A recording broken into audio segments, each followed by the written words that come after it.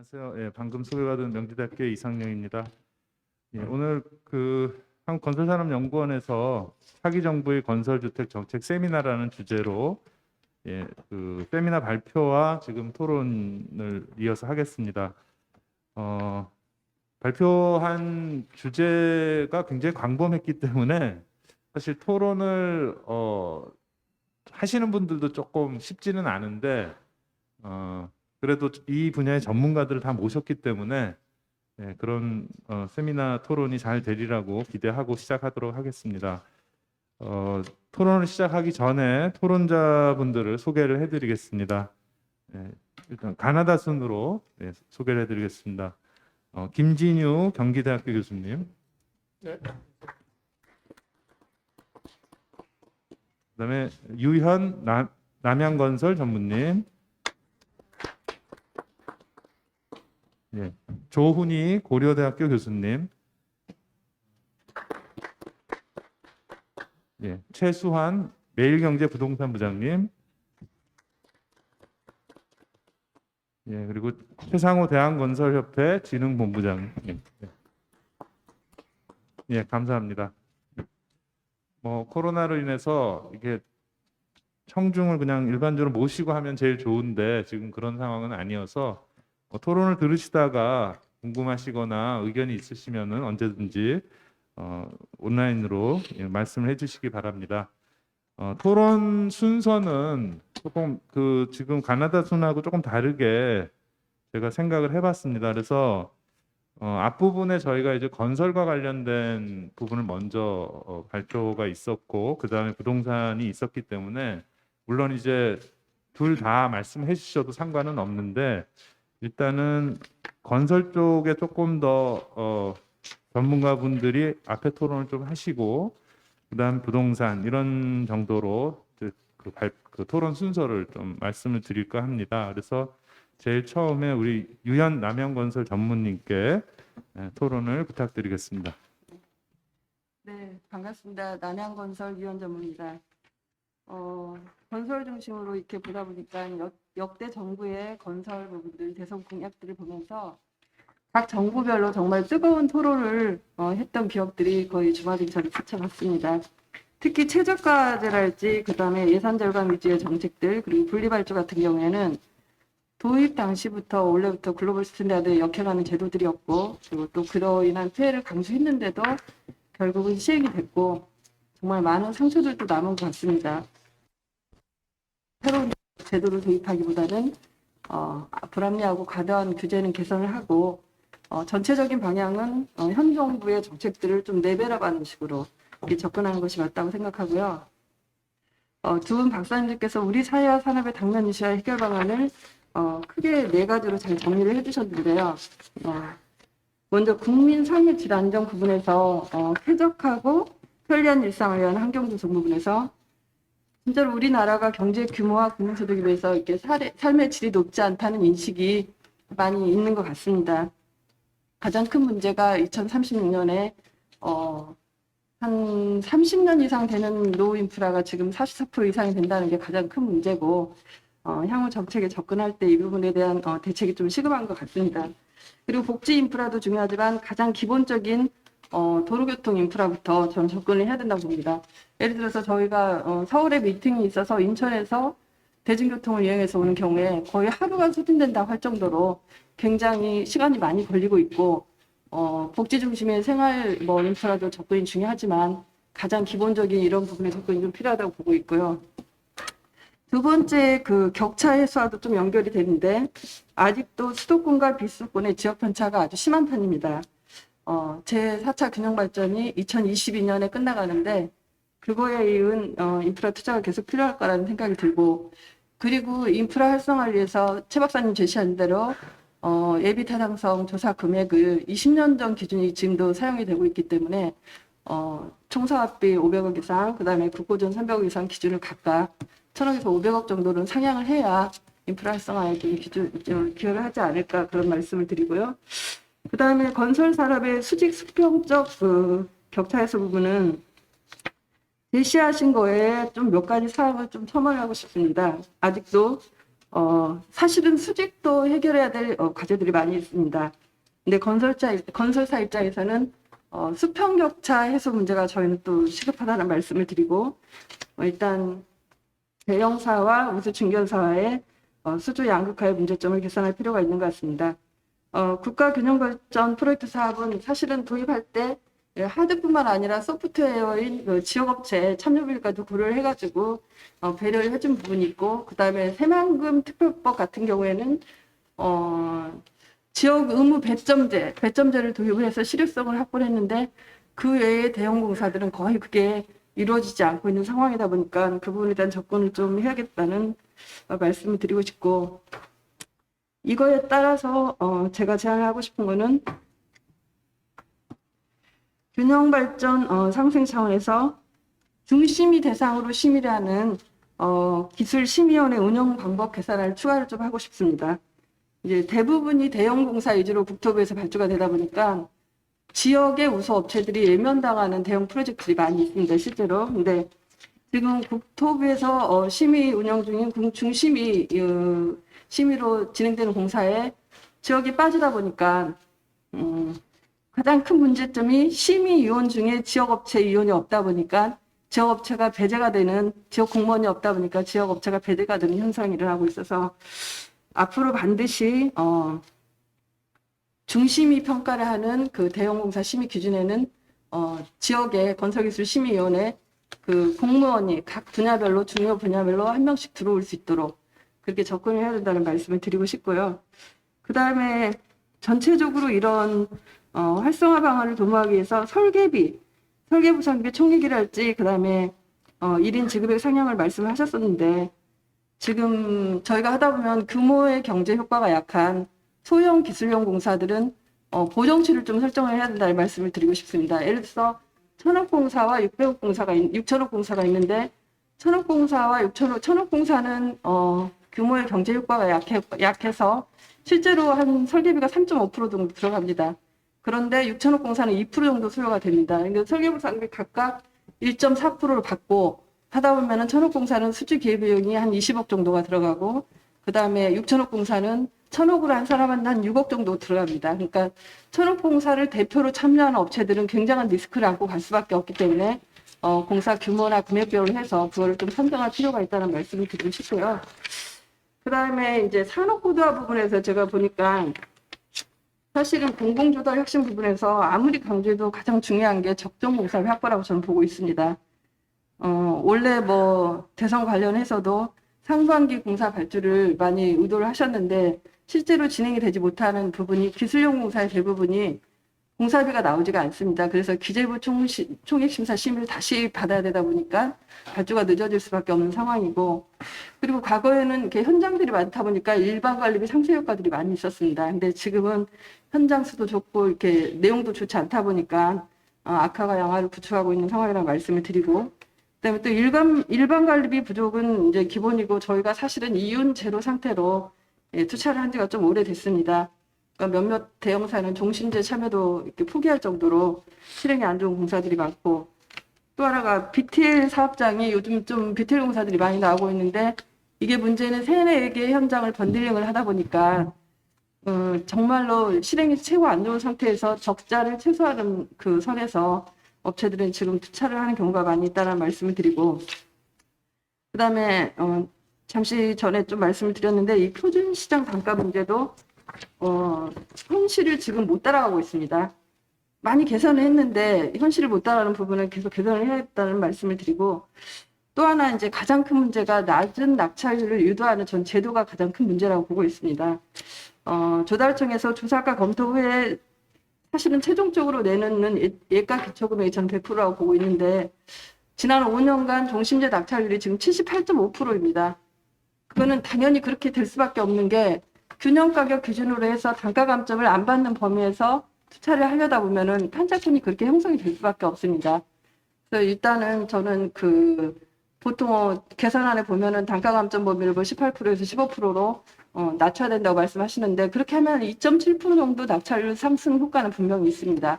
근데 그걸로는 부족하고, 그다음에 그 균형 가격의 산정 기준인 전국 가격 70, 2차전 평균 가격 30에 그 접점선인 한 93% 정도로 접근을 해야 그것도 최소 공사비라고 저는 보고 있고, 그런 적정 공사비 확보에 접근을 좀 계속 해주셨으면 하는 말씀을 드리고요. 또 하나 공사비 확보 부분에서 지금 100억 미만 공사에만 지금 적용을 하고 있는 건데, 순공사비 98% 미만 공사는 지금 투차를 할 경우에는 낙찰자에서 배제를 하고 있지 않습니까? 그러니까 다른 모든 공사에도 그것을 적용을 해야 된다는 말씀을 드리고 싶고, 제도가 유인하지 않도록 이렇게 좀 개선을 해야 된다는 말씀을 드리고요. 그다음에 산업보다의 세 번째 부분에 스마트 건설 산업 육성 부분을 보니까, 스마트 건설 산업을 활성화시킬 수 있는 법안 제정은 기본이고, 그냥 저희가 현장에서 가장 적을 못하는 가장 큰 문제점은 비용입니다. 사실은 그 비용을 상쇄시킬 수 있는 인센티브를 좀 주셔야 저희가 좀 적극적으로 활용할 수 있다는 말씀을 드리고, 향후 그 뭐 수요에 대비한 인재 양성을 인재 육성을 할 수 있도록 교육 기관에도 충분히 그런 인센티브를 줘야 된다는 말씀을 드리고 싶습니다. 저희가 업체에서 하다 보면은 가장 기본적인 게 잦은 그 시장 접촉을 통해서 스마트 건설을 활성화할 수 있는 방법을 좀 제안을 드리고 싶은데, 제주도에서 턴키로 나올 예정인 690억 공사에 제주 뭐 3다수 공장 확장 사업이라는 공사가 있습니다.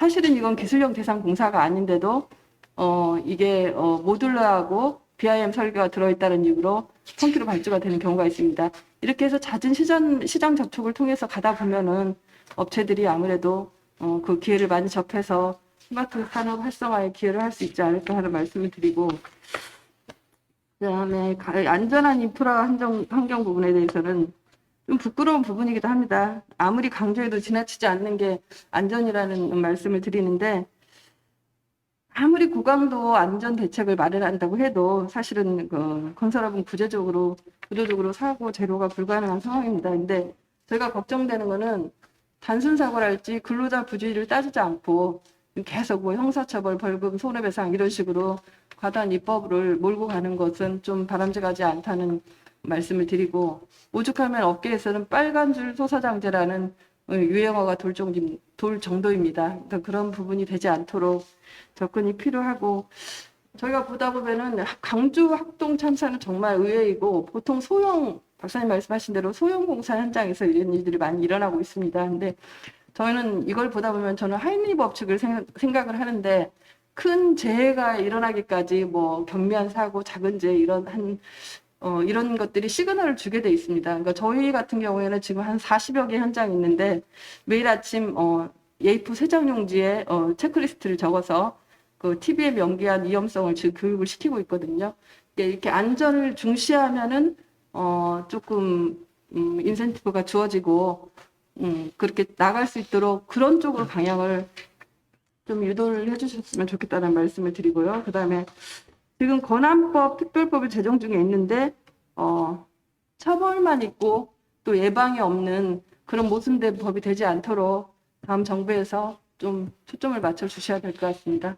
예, 범위가 하도 광범위해서 이상 마치겠습니다. 네, 감사합니다. 네, 그 위원 전무님이 아마 현장에서 굉장히 그 어려운 환경에서 이제 이런 그 건설과 관련된 많은 문제점들을 아주 자세하게 좀 말씀을 해주셨어요. 그래서 기본적으로는 그러니까 당연히 필요한 뭐 안전이나 이런 그 규제가 필요한 부분도 있는데, 그럼에도 불구하고 전체적으로 보면 규제 완화가 필요한 영역도 굉장히 많고, 또 그런 과정에서 과도하게 이제 이 비용 저가 위주로 모든 것을 이제 제도화를 하다 보니까 거기에 따른 이제 실질적인 사업을 하기가 힘들 정도의 그런 환경들이 어려움을 또 초래한다, 이런 부분들을 아주 상세하게 말씀을 해 주셨습니다. 토론을 하면서 계속 이와 관련해서 좀 말씀을 해 주시면 좋을 것 같습니다. 그래서 두 번째 토론은 조훈희 고려대학교 교수님께 부탁드리겠습니다. 예, 감사합니다. 최석인 실장님께서 워낙 정리도 잘 해주셨고, 이현 전무님께서 업계에서 체감하는 아주 실질적인 말씀들을 잘 해주셨습니다.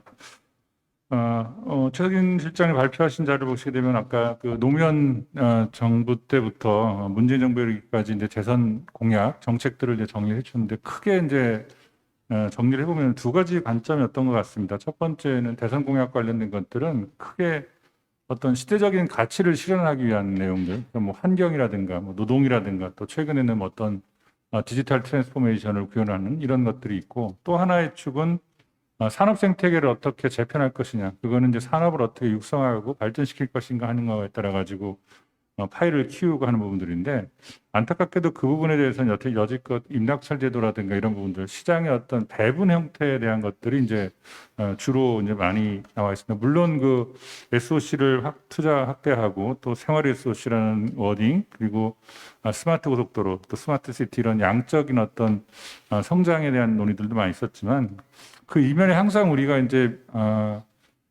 조금 부족한 부분들이 뭐냐면은 건설의 반대말이 복지라든가 또는 뭐 환경의 어떤 파괴자라든가 이런 어떤 프레임에 갇혀가지고 실질적으로 산업을 육성하고 키우기 위한, 아까 대선 공약의 두 번째 카테고리에서 저희가 큰 역할들을, 목소리를 내지 못했던 것들이 결과적으로 여태껏 우리의 어떤 성장과 어떤 목소리를 좀 짓눌렀던 게 아닌가 싶습니다. 개인적으로 조금 보게 되면 저에게 있어서 가장 큰 복지는 뭐냐면, 우리 집 앞에 전철 하나 더 놔주고 도서관 하나 더 놔주고 병원 하나 놔주고 그런 것들이죠. 제가 이제 그 안 사람을 잘 꼬셔서 애를 셋을 낳는데 애셋 낳았다고 10만 원씩 주더라고요. 그거 전혀 필요 없고요. 애 어떻게 하면은 잘 키울 수 있는지, 육아를 할 수 있는 거, 와이프가 조금 피곤할 때 조금 맡길 수 있는 거, 이런 것들이 사실은 정말 필요한 것들이거든요. 그런 것들을 가능하게 하는 것들이 바로 이제 건설에 대한 투자인데, 그런 것들을 저희는 여태까지 그냥 너무 우리가 하는 일들이 비단 뭐 내부 종사자가 얼마다, GDP가 차지하는 비중이 얼마다라는 건 알고도 실제로 가장 큰 어떤 산업의 어떤 원동력 인프라를 제공하고 있음에도 여지껏 그 몫을 못 냈던 것 같습니다. 그래서 사실은 그 건설 산업이 차지하는 비중이 크게 많이 있기 때문에 최덕기 시장님께서 뭐 우리 삶의 질을 안정하고 격차를 하기 위해서 어떤 이런 시설물들 반드시 필요하다라는 것도 있는데, 정말 필요한 것들이고요.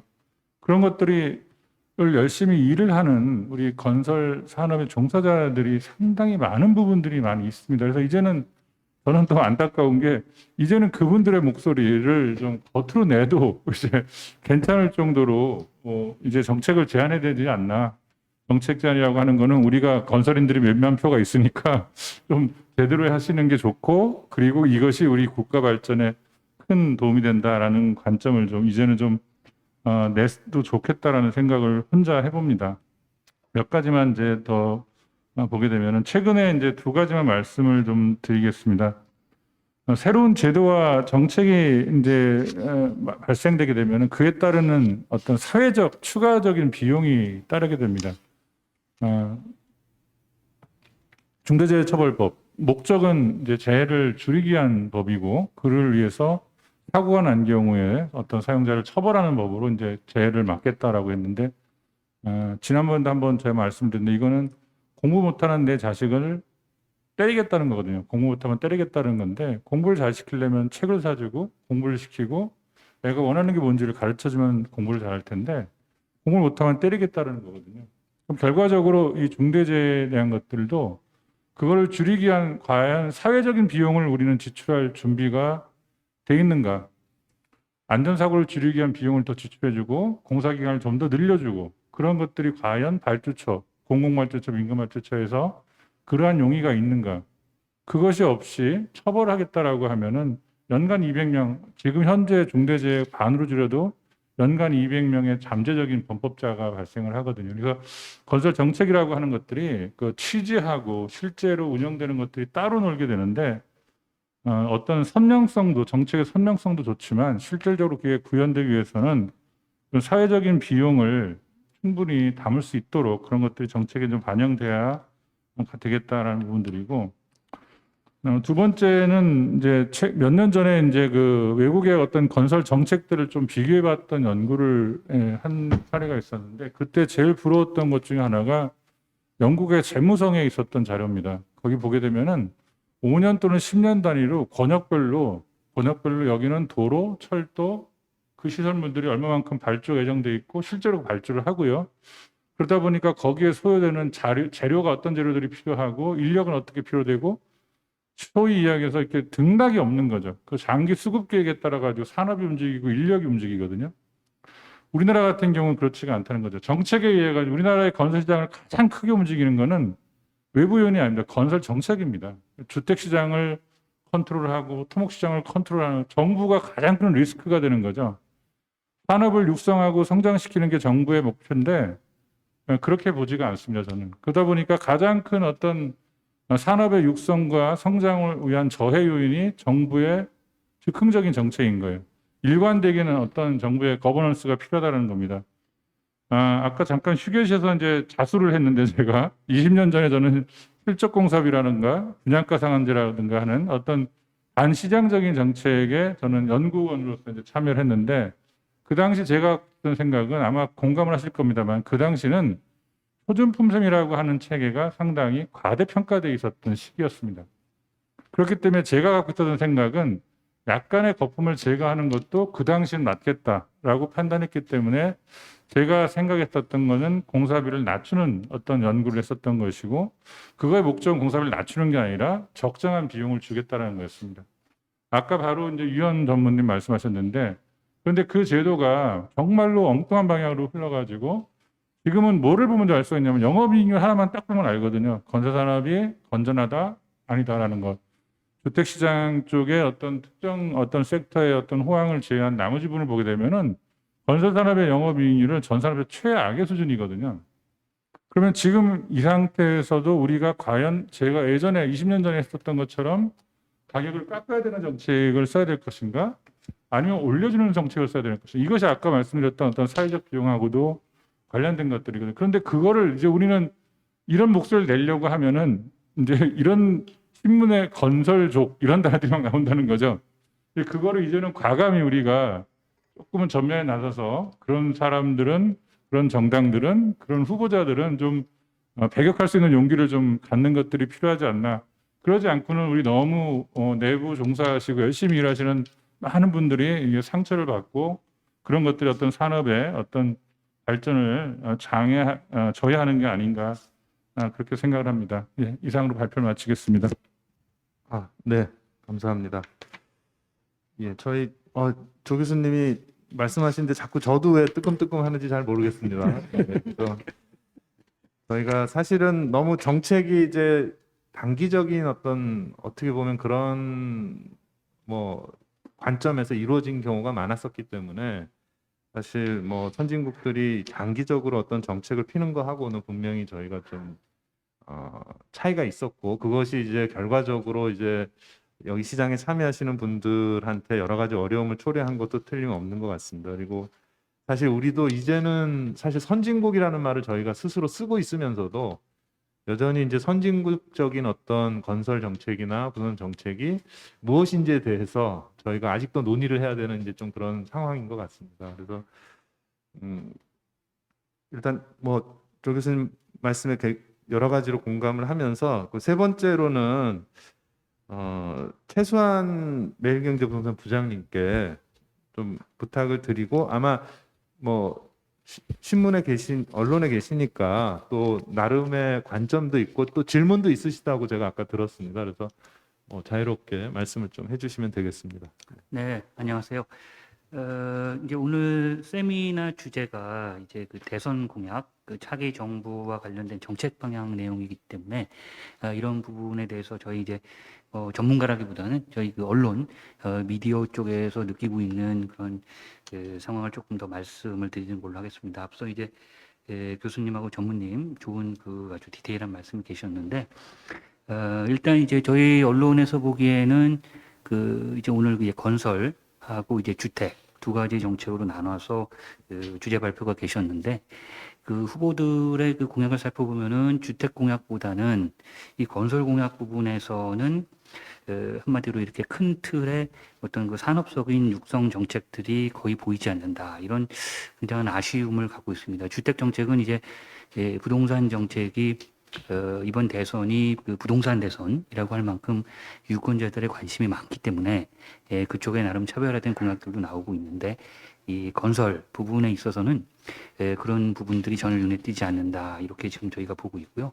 후보들이 내놓는 공약들을 잘 보면은 예를 들어서 이제 지역 유세를 당기고 그다음에 이제 지방을 방문할 때 내놓는 공약들이 예를 들어서 무슨 뭐 GTX 광역막을 확충한다든지 또는 그 어떤 지방 공항을 만든다든지 이런 공약들이 과연 이게 대선 후보들이 내놓기에 적합한 공약인가? 이게 오히려 3달 뒤에 열리는 지방선거에서나 나올 법한 공약들을 대선 후보들이 그 나열식으로 단순히 그 표심을 얻기 위해서 내놓는 듯한 그런 그 느낌을 많이 받고 있습니다. 앞서 남양건설 전무님 그 새만금 말씀을 하셨는데요. 이 새만금 같은 경우는 이제 저희 신문사가 새만금 포럼을 이제 개최하면서 해마다 이쪽에 이제 어떤 이 정치권 또는 국회 투자와 관심 이런 쪽을 많이 유도를 하고 그런 쪽에 이제 이 아이디어도 제공도 하고 그렇게 하고 있는데 굉장히 지금 상황이 어려운 게 예를 들어서 이 폴리실리콘을 만드는 그 화학기업 중에 OCI 기업이라고 있습니다. 이 OCI 기업이 과거 동양제철 화학으로 군산 공장을 계속 유지를 하다가 도저히 타산성이 안 맞으니까 이 말레이시아로 일본 공장을 인수해서 옮겼고 삼성그룹도 한때 새만금 지역에 바이오 투자를 수조 원대를 생각을 하다가 이제 그거를 한마디로 이제 철회를 했고 이런 상황들을 보면서 국내 기업들도 이렇게 투자를 안 하는데 도대체 무슨 청사진을 갖고 해외 투자를 유치하고 개발을 하겠다는 건지 그런 그림들이 제대로 지금 나오지를 않고 있습니다.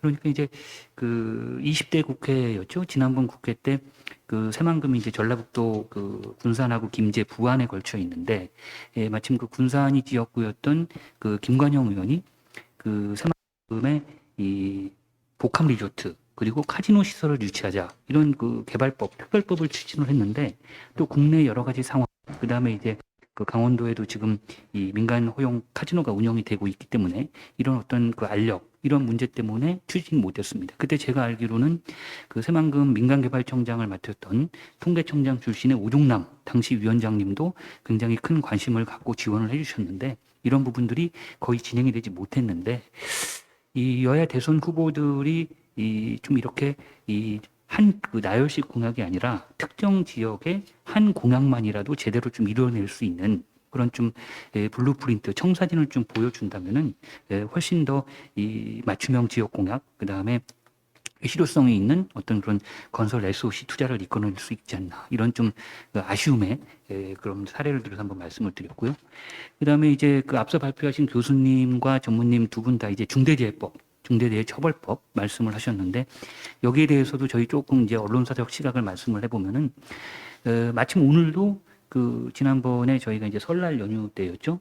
삼표 실업이라고 이제 양주에서 채석장 붕괴 사고가 났었는데 거기에 대한 기업에 대한 압수수색이 있었고 또 여천 NCC 공장에서 이제 오늘 화학 공장 폭발 사고가 나면서 또 사망자가 나와서 이제 또 중대재해법 적용을 받지 않을까 이렇게 이제 고용부가 벌써 이제 이렇게 수사에 들어갔는데 이런 부분들이 이렇게 이어지면서 저희가 체감적으로 느끼는 거는 물론 뭐 여러 가지 법리상의 문제도 있겠지만은 이 중대재해처벌법의 인명 존중이라는 아주 대의 명분, 당연히 안전사고 더욱더 강화하고 지켜야 되는 이런 명분에도 불구하고 상당 부분 이게 기업 현장의 어떤 경영 위축이 결국은 이제 고용 위축으로 들어갈 수 있는 그런 좀 영향이 있다는 측면에서 이 여야 후보들도 지금은 이제 지난달 27일부터 시행이 됐기 때문에 법 시행 초기이고 또 국민들의 관심, 언론들의 관심이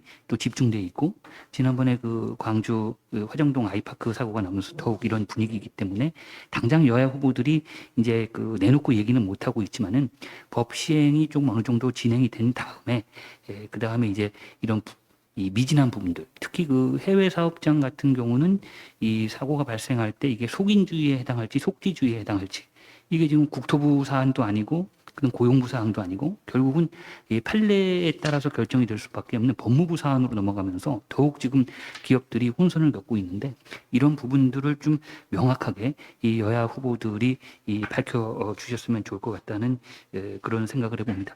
이게 이제 중대재해법 같은 경우는 예를 들어서 지난번에 학동 사고도 그렇고 그다음에 화정동 사고도 그렇고 여러 가지 이 원청사와 하청사 또는 제하청사까지 가는 오랜 관행 구조 그다음에 이제 이 노조가 개입할 수 있는 그런 구조, 그다음에 특히 지방 지자체들도 지역 사고에서는 건설사에다가 어떤 일감 몰아주기 또는 어떤 쿼터제를 시행하면서 이 나올 수밖에 없는 여러 가지 오래된 관행들이 있습니다. 이거를 단순히 관행이기 때문에 덮어놓고 지나간다 이렇게 치부하기보다는 이런 부분들부터 하나씩 고쳐 나가면 틀림없이 중대재해법의 그 좋은 명분과 취지를 더 잘 살릴 수 있는 그런 기회가 오지 않을까. 저희가 지나놓고 보면은 90년대 중반에 아파트도 무너지고 다리도 무너지고 심지어는 이제 얼마 전 일이긴 하지만은 멀쩡히 바닷가에 지나가는 배가 가라앉아서 어린 학생들이 그렇게 희생을 당하고 이런 일이 있었지만은 결국 그런 일들을 계기로 우리가 더 안전 관리 측면에서 한 단계 업그레이드 되온 것도 사실입니다. 그렇기 때문에 이게 이제 그 기업들에 계신 분들도 단순히 이제 이게 경영 위축 뭐 이렇게 그 뭐 최고 경영자 CEO 처벌 이쪽에만 이렇게 생각을 하시면서 이렇게 하시기보다는 같이 방금 말씀드렸던 여러 가지 제도 개선에 이 힘을 합쳐서 그다음에 이제 정치권이 그런 식으로 이 제도 개선에 좀 더 명확하게 지금은 이렇게 모호해서 기업들이 전전긍긍하고 있는 부분들 위주로 이렇게 개선을 해 나간다면은 반드시 이 법 취지를 좀 극대화하지 않을까. 이런 부분에 있어서 여야 후보들이 조금 더 전향적인 자세를 가져줬으면 좋겠다. 저희 언론에서는 이렇게 보고 있습니다. 이상입니다. 예, 감사합니다. 역시 언론에 계시기 때문에 이 보는 관점이 좀 남다르신 부분이 있는 것 같습니다. 특히 대선의 과정에서 당연히 좀 제기돼야 될 어떤 그런 큰 프로젝트와 관련된 지역별로 이런 부분에 대해서 또 그 건설과 관련된 정책과 관해서 이런 것들이 좀 제시가 돼야 되는데 좀 제대로 제시가 안 되고 있는 것 같다라는 부분과 더불어서 최근에 시행된 이제 중대재해처벌법 같은 경우도 이런 것들이 제대로 시행되기 위해서 필요한 여러 가지 준비나 그런 또 사회적인 어떤 합의나 이런 부분들에 대해서도 또 날카로운 지적을 해주셨습니다. 감사합니다. 지금 이제 세 번째까지 이제 건설과 관련해서 주로 말씀들을 많이 해주셨고요. 이 네 번째는 부동산 쪽 얘기를 좀 많이 해주시기를 부탁을 드리면서 김진희 교수님께 토론을 부탁드리겠습니다. 네, 안녕하세요. 경기대학교의 김진유입니다. 보통은 뭐 이 세미나나 토론에 가면은 시간이 없어가지고 좌장께서 한 7분 정도 오늘은 시간이 상당히 많이 있는 것으로 생각이 돼서 차근차근 좀 말씀을 드려보겠습니다. 황인경 박사님이 정리해 주신 내용들에 대해서는 뭐 99.9% 동의를 하고요. 굉장히 그 여러 가지 통계와 또 그동안의 정책 변화라든가 이런 것들을 입체적으로 분석하셨기 때문에 상당히 큰 도움이 되는 그런 자료라고 생각이 됩니다. 그래서 뭐 몇 가지 꼭지를 가지고 이제 말씀을 드리고자 하는데 우선 우리나라 주택 시장이 처한 상황에 대해서 이제 그동안 인식이 좀 잘못됐다 이런 부분에 대해서 이제 굉장히 공감을 하면서 그런 부분 한번 좀 더 살펴볼 필요가 있는데 우선은 뭐 공급이 부족하지 않고 투기 수요나 투자 수요 때문에 좀 문제가 생긴 것 같다라고 하는 이제 인식 거기에서는 많이 벗어나온 것 같습니다. 그래서 이제 대선 후보들도 대부분 다 공급 확대를 이제 외치고 있기 때문에 그 부분에 대해서는 우리가 어느 정도 일치된 의견을 갖고 있는 것 같습니다. 그런데 이제 그러면 얼마나 부족하냐 뭐 이런 거에 대해서는 조금 생각들이 다른 것 같습니다.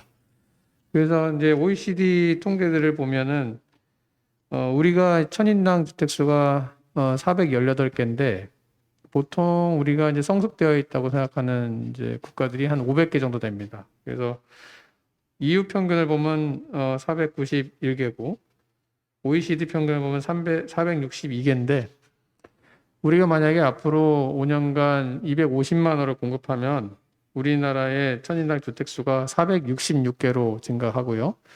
311만 원을 공급하면은 480개 정도로 증가합니다. 근데 이제 우리가 그럼 어느 정도 수준까지 가는 게 맞냐 이런 생각을 이제 해볼 수 있는데 흔히 얘기하는 OECD 평균 정도 가겠다 그러면 이제 한 250만 원 정도 공급하면 되는 거죠.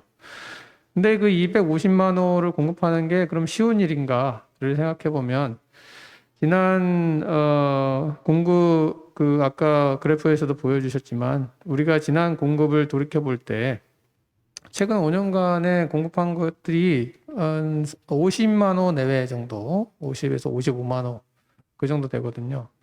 그러니까 그 속도로 공급하면 275만 호, 뭐 250만 호 충분히 공급할 수 있을 것도 같습니다. 그러나 최근의 상황을 보면은 상당히 많이 감소했습니다. 인허가량이나 준공량이. 그래서 그거는 뭐 다들 아시는 바와 같이 택지의 고갈이라든가 그다음에 LH 사태로 인해서 기존에 지정되었던 뭐 3기 신도시도 추진이 상당히 늦어지고 있다라든가 뭐 여러 가지 사정을 감안할 때 이런 부분들이 정말 가능할 것인지 이 부분이 좀 의문시 된다 이런 생각이 들어서 이 부분은 어찌됐든 우리가 충분히 공급을 해서 그 공급에 의해서 주택시장이 안정화가 됨으로써 주거 안정화가 이루어지는 이런 형태로 가져가는 게 제일 중요하지 않겠냐 그렇게 이제 생각이 되고요. 그 다음에 이 3기 신도시에 대한 용적률 상향 문제도 저는 상당히 동의하는데 우리가 통상적으로 주택시장이나 건축적인 측면에서 새로운 신도시가 어느 정도 수준의 주거 환경을 제공해야 되냐 이렇게 보면 지금 생각하고 있는 정도 밀도라든가 그 인프라라든가 뭐 이런 게 더 바람직할 수 있겠죠. 근데 도시 구조적인 측면에서 보면 거기에 그 땅에 서울에서 굉장히 가깝고 또 이제 추가적인 택지가 앞으로 얼마나 우리가 확보할 수 있을지 모르는 상황에서 도시 공간 구조적인 측면에서 보면 너무 아깝다는 생각이 드는 거죠.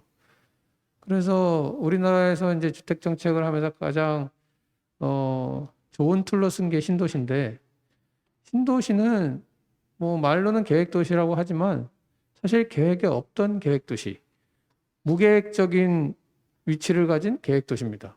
이게 무슨 말이냐 하면 그 전에 신도시를 30만 가구로 공급한다, 뭐 15만 가구로 공급한다 그러면 하다못해 재건축이나 이런 것들도 20년, 30년을 계속 검토를 하면서 상당히 도시계획위원회, 건축위원회를 거쳐서 매우 복잡한 과정을 거치고 전문가들의 자문을 받아서 결정이 되는데 신도시 같은 거는 그거 몇 수십 배가 되는 물량인데 갑자기 발표가 되거든요. 위치도 갑자기 발표가 되고.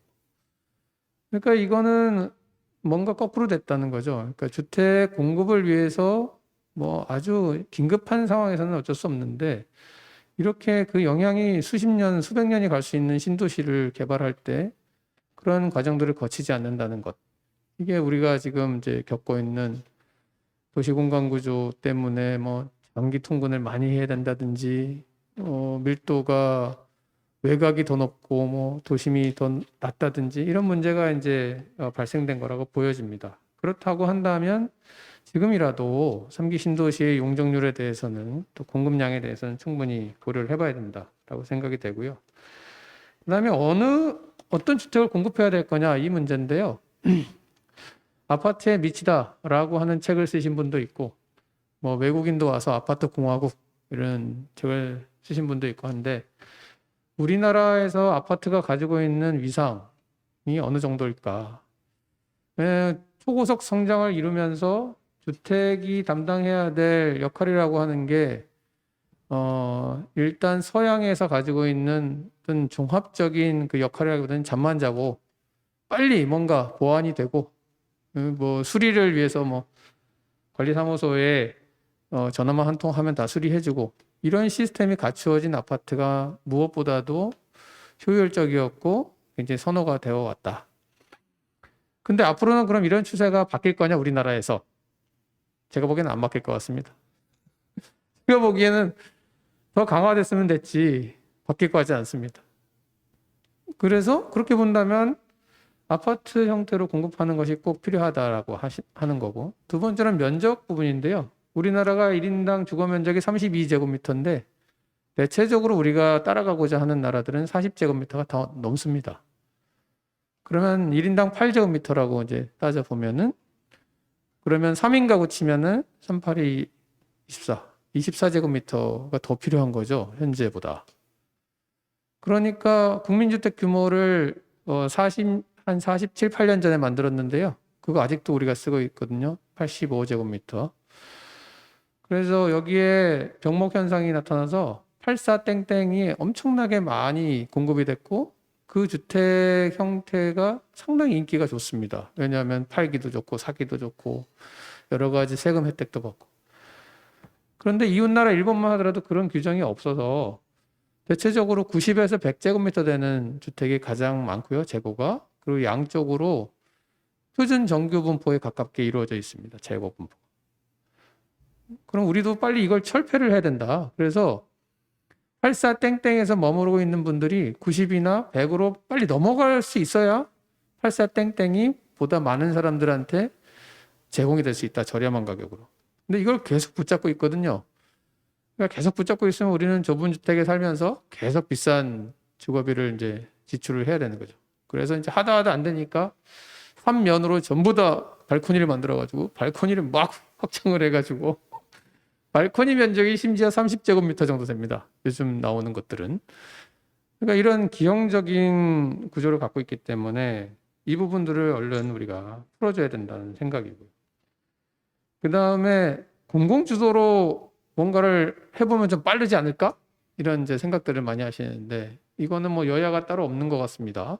뭐 전 장관도 그런 얘기를 하셨는데 새로 된 서울시장님도 이런 비슷한 취지로 이제 진행을 하고 있는데 LH가 그렇게 공영 조직이라고 그러면서 LH가 다 합치면 10,000명 가까이 되지만 실제 이제 주거복지를 담당하는 무기계약직이라고 하죠. 이렇게 전화 상담하고 이런 분들 빼면은 6,500명 정도 됩니다.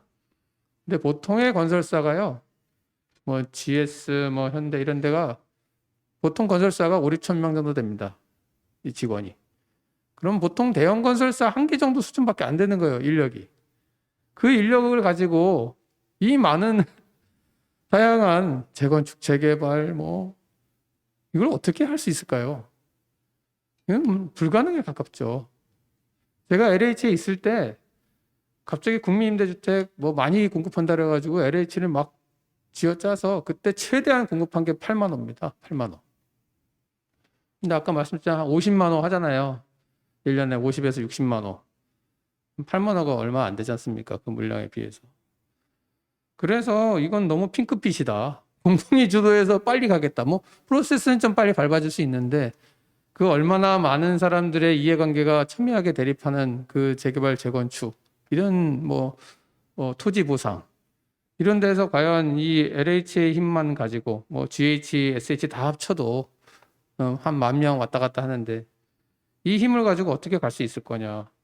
사실 이건 너무 핑크빛 전망이다라고 생각이 되는 거죠. 그러니까 민간과 공공의 역할, 여태까지 해왔던 역할들에 대해서 너무 과소평가하고 있다는 생각이 듭니다. 그래서 공공은 공공대로의 본인이 담당해야 될 그런 인허가 프로세스라든가 이런 부분에 좀 집중해주고 사실 다양한 민간이 이 공급 확대라든가 이런 주거복지에서 담당할 수 있도록 아까 뭐 허 박사님도 말씀하셨지만 이런 이제 공공임대뿐만 아니라 민간임대 부분에서 공급이 충분히 일어날 수 있도록 해주는 게 중요하다라고 보여집니다.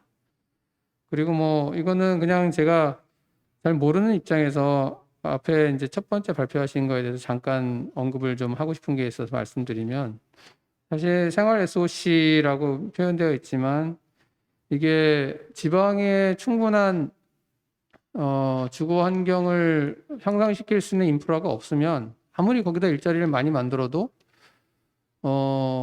인구가 증가하기 어렵거든요. 뭐 다 겪어보셔서 알겠지만 지금 뭐 세종시라든가 각종 혁신도시에 많은 분들이 내려가 계시지만 아이들과 이런 식구들은 안 내려간 경우가 많잖아요. 그 가장 큰 이유가 이런 생활 인프라들이 이제 부족한 부분인데 그러면 이거를 어떻게 확보할 거냐? 이 뭐 일본도 그런 경험을 많이 했습니다만 거기는 어쨌든 선택과 집중이라는 원칙을 가지고 하고 있지 않습니까? 그래서 지방을 다 살리자 이러면 다 죽자는 얘기가 될 것 같고요. 그게 아니라 지방 중에서 그런 핵심적인 허브 역할을 할 수 있는 중도시라든가 이런 도시들을 중심으로 해서 이걸 효율적으로 공급을 해서 하나로 모으는 이런 도시 축소 전략 이런 게 꼭 필요하다라고 보고 그 도시 축소 전략에 우리 건설 산업이 좀 기여를 하면서 여러 가지 먹거리를 찾아야 되지 않냐 그런 생각이고요. 이 신도시 투자가 가지고 오는 상당히 나비 효과라기보다는 굉장히 부정적인 효과가 있는데요. 수도권에 주택난이 심하니까 공급을 많이 확대해야 된다. 이렇게 이제 원칙적으로 얘기를 합니다. 그러면 알았어. 그리고 이제 신도시를 막 지정을 합니다. 그래서 신도시를 막 개발을 하면 수도권의 일자리가 막 증가해요. 투자가 막 일어나니까. 그러면 지방에서 건설 업계가 별로 좋지도 않고 지방 일자리 없으니까 올라와요. 수도권으로. 그래서 신도시 짓느라고 한 5, 6년 거기서 일을 하다 보면 그냥 놀러 앉습니다. 그러면 이들이 또 주택 수요를 또 발생시키죠. 그래서 주택난이 조금 있으면 또 심해져요. 그럼 다시 또 공급이 부족하다. 그래요.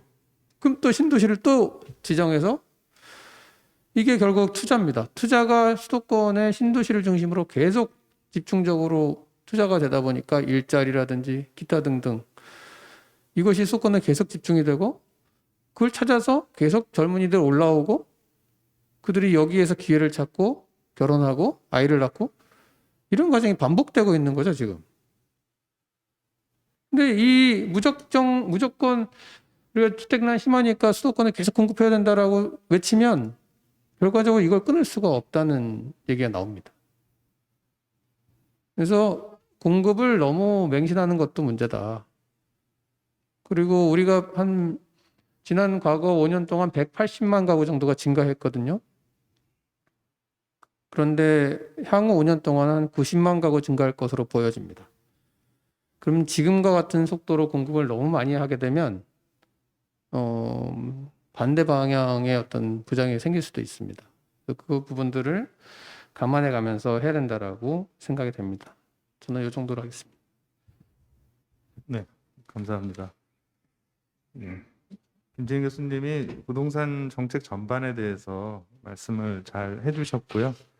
특히 이제 우리 그 공급하는 평형이라든지 이런 신도시 정책들 이런 부분과 관련한 이제 또 다른 그런 이제 폐해들 그리고 향후에 이제 인구 감소나 뭐 가구 이런 것들을 고려했을 때 적정한 수준의 공급이 사실은 필요한데 또 이게 또 반대로 또 너무 많은 공급이 부족하다는 또 이걸로 해서 또 너무 많은 공급을 또 하려는 또 이런 문제점도 지적을 잘 해주셨다고 생각합니다.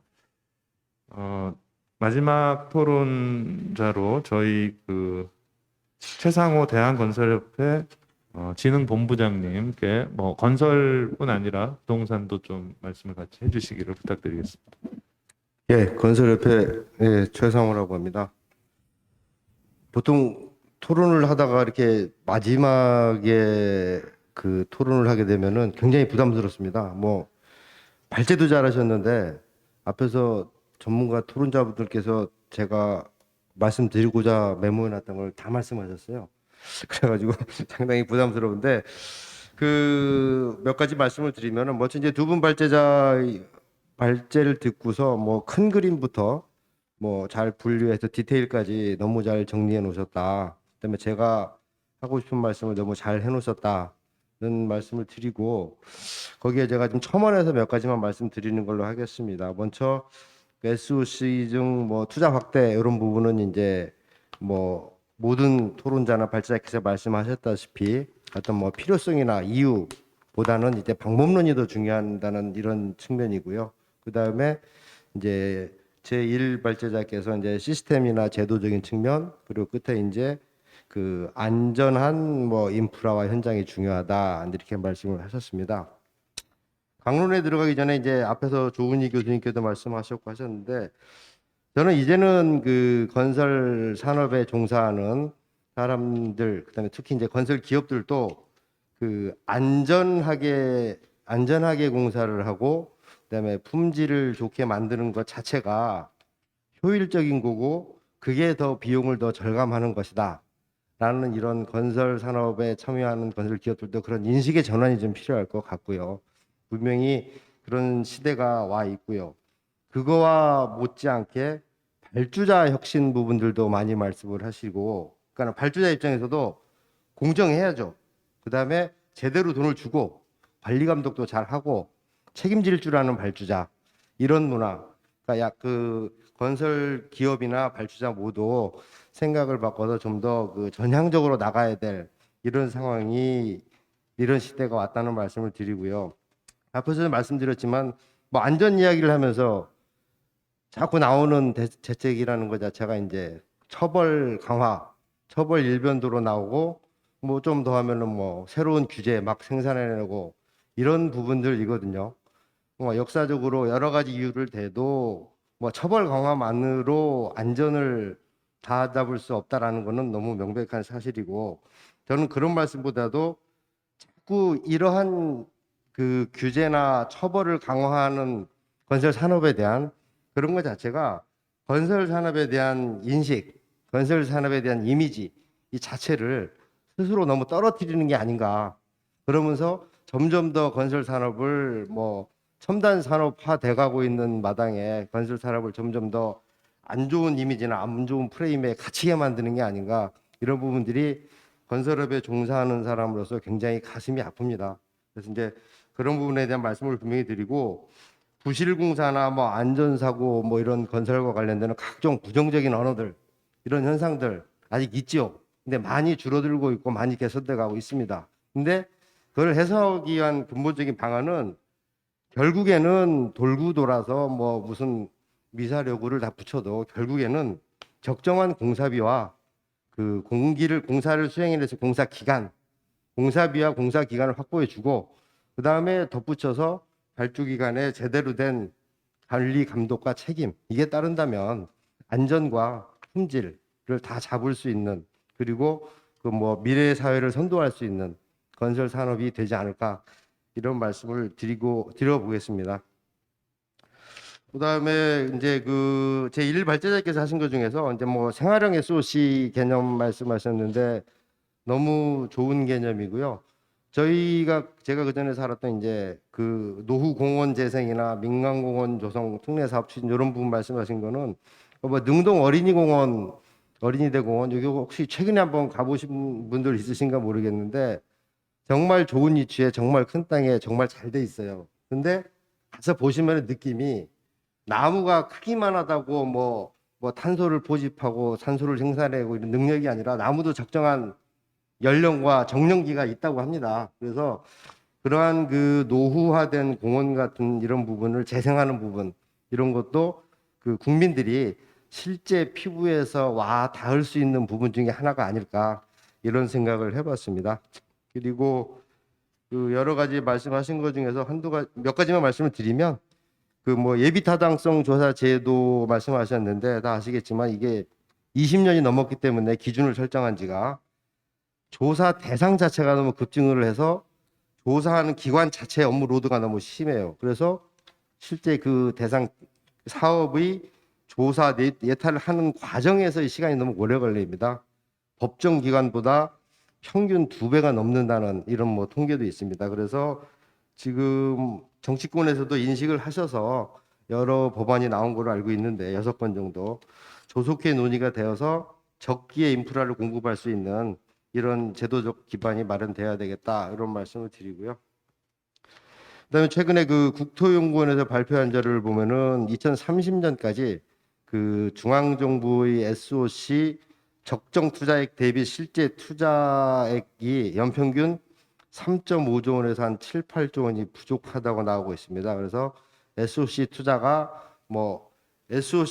계속 이번 정부 초기에 좀 줄다가 최근 연도에 좀 늘어나고 있습니다. 근데 그게 조금 더 늘어나서 적정한 투자가 적기에 일어날 수 있는 이런 여건이 갖추어져야 되겠다는 말씀을 드리고, 뭐 아시겠지만 노후 시설에 대한 연간 관리비가 2019년도에 뭐 연간 12조 원 수준에서 2050년에는 뭐 한 53조 원으로 아마 한 4.4배 이상 증가할 거다는 뭐 보고서도 나온 바 있습니다. 그래서 노후 인프라 개선에 좀 적극적으로 나서야 되겠다는 말씀과 함께 뭐 이런 부분에 대한 재원의 문제가 분명히 따르겠죠. 재원의 문제는 뭐 발제자께서 제시한 것처럼 다양한 뭐 개발 금융이나 뭐 재원도 확보해야 되고, 그다음에 민간 투자 사업을 조금 더 다양하고 적극적으로 활용할 필요가 있다. 민간 투자 사업도 뭐 말씀을 드리면 좀 길어지는데, 과거 뭐 MRG 시절의 민자 사업 구조가 전혀 아닙니다. 지금 아니고, 그런 부분에 대한 인식도 완전히 바꿔서 재정을 대신해서 그 국민들의 복지를, 미래 복지를 앞당겨서 실행할 수 있는, 교통 복지를 앞당겨서 실행할 수 있는 이런 민간 투자 사업도 적극적으로 활용할 필요가 있다는 말씀을 드리고, 그다음에 건설 산업이 뭐 여러 가지 말씀을 드리고 제도적인 겠지만은 미래를 선도하는 이런 산업이라는 측면에서 뭐 대형 프로젝트 추진도 좀 필요하다고 봅니다. 뭐 예를 들어서 토목학회에서도 뭐 20대 과제 발표한 게 있고요. 건설산업연구원에서도 말씀하신 600대 지역 핵심 프로젝트 이런 것들이 있는데요. 뭐 흔히 많이 말씀하시는 뭐 호남 제주 해저 터널이나 뭐 경부고속도로 지하화, 서울 지하철 2호선 복층 급행 열차화 뭐 이런 등등의 빅 프로젝트도 추진을 해서 그 건설 산업뿐만이 아니라 그 국가 미래를 선도하는 건설 산업으로서 이렇게 나갈 수 있는 방안이 제시됐으면은 뭐 대선 과제 아래쪽에서 하는 바람입니다. 그리고 두 번째로 이제 주택 정책에 대해서 허윤경 실장님께서 발제를 해주셨는데, 뭐 아까 앞에서 토론자께서 말씀하셨지만 뭐 99%다 동의합니다. 근데 그 특히 이제 주택 공급 확대를 위한 여러 가지 개선 방안 중에서 저는 특별히 그 서울 지역, 뭐 상업 지역 이런 데서 그 주거용 건축물의 용적률을 좀 높여가지고 공급을 하는 것이 좀 좋겠다, 좋은 방법이겠다는 부분을 좀 강조를 해드리고 싶습니다.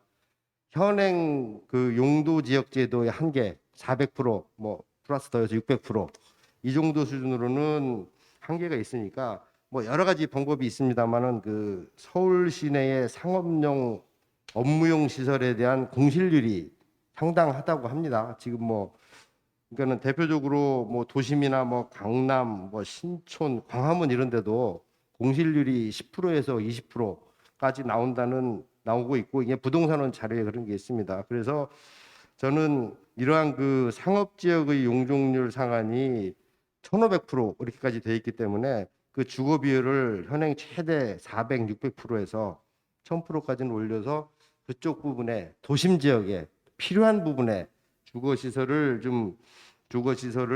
확대할 수 있는 이런 방안도 필요하다고 생각을 하고요. 뭐 결론적으로 고밀 개발이 굉장히 효과가 있다는 이런 말씀인데, 2020년도 그 국토교통부의 주거 실태 조사 보고서를 봐도 여전히 그 도심 내에 직주 근접 수요가 많은 것으로 지금 조사가 되고 있습니다. 결국 용적률 부분도 특정한 인프라나 어떤 난개발을 방지한다는 전제 하에 적극적으로 고민해야 될 때라고 생각을 합니다. 그리고 최근 뭐 도시개발 얘기를 하면서 뭐 뉴어바니즘이나 뭐 도시공간 혁신개발론 이런 이야기들을 자주 듣는데요. 이것도 전부 다 주거, 산업, 뭐 여가, 문화, 의료 이런 시설들을 다 근접성을 갖고 같이 개발을 하자는 이런 개념들이거든요. 그런 부분도 뭐 적극적으로 고민을 해야 될 것 같고, 뭐 미국의 무슨 뭐 잘 아시는 허드슨 야드 프로젝트 같은 거 대표적인 성공 사례로 말씀을 드립니다. 그리고 한 가지만 더 말씀을 드리면은 그 공공주도의 공급 정책도 필요하지만 분명히 한계가 있다는 말씀이고요. 특히 수요가 집중되는, 그러니까는 집이 필요한 지역, 도심 이런 인기 지역의 공급 확대는 재건축 말고는 특별한 답이 없다는 생각입니다. 가장 효과적이라는 생각이고요. 그래서 이런 재건축을 좀 활성화할 수 있는 각종 그 규제 시스템을 좀 전향적으로 검토를 해야 되겠다. 뭐 안전진단 문제나 분상제 문제나 뭐 재건축 부담금 완화 문제 이런 것들이 되겠죠. 뭐 발표자께서도 지적하셨죠. 아파트 입주 실적이 좀 큰 폭으로 좀 감소하고 있다는 이런 내용. 실제로 그게 이제 피부로 느껴지는 이런 부분들이지 않습니까? 그래서 실수요자가 원하는 품질에 원하는 지역에 아파트를 공급하는 방법으로는 재건축 규제 완화가 굉장히 중요한 역할을 할 것이라고 생각을 합니다. 네, 이상입니다. 네, 감사합니다. 전반적으로 건설과 주택 전체에 대해서 좀 총괄적으로 말씀을 잘 해주셨습니다.